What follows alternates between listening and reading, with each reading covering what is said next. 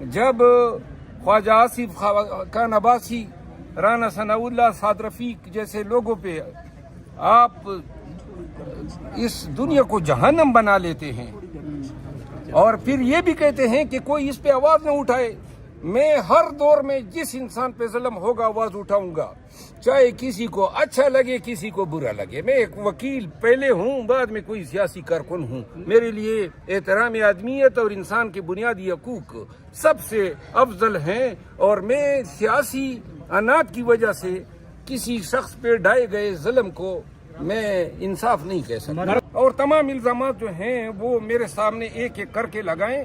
अगर मैं ये साबित न कर सका कि खान के साथ इस केस में धोखा हुआ है और उन खान को मेरे लिए ये फैसला करवा के मेरे साथ जुल्म किया गया, तो मैं हर किस्म का अर्जाना भरने को तैयार हूँ। ये क्या बात हुई, 3 दफा निकाला, ओ भाई दिल आपका भर ही नहीं रहा है, बस ही करो।